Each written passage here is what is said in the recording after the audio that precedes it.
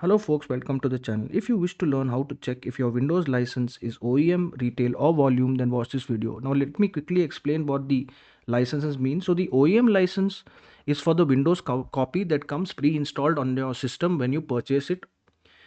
And this OEM key cannot be used on any other system, only on your system. Now the retail license is one that can be used on multiple systems but not simultaneously.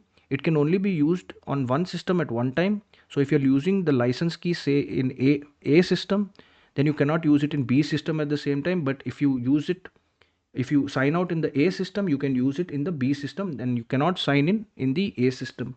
And the volume license is one that can be used on multiple uh, computers at the same time or simultaneously, but then that is also uh, controlled by the amount of users that the organization has purchased the licenses for from Microsoft.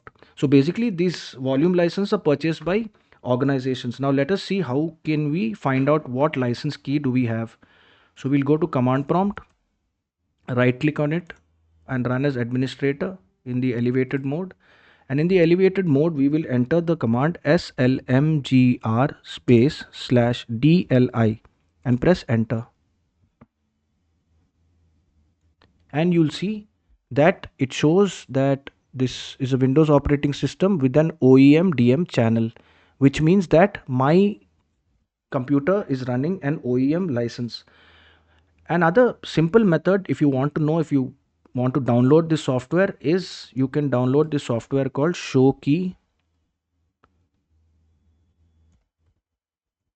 Plus, and you can click on this app and then click on Get, and it takes very little time to download. It's a very light app, folks.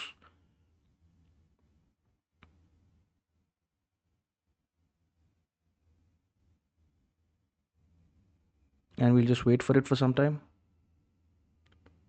And like I said, it's a very light app, should not take much time. It opened, so we'll open it.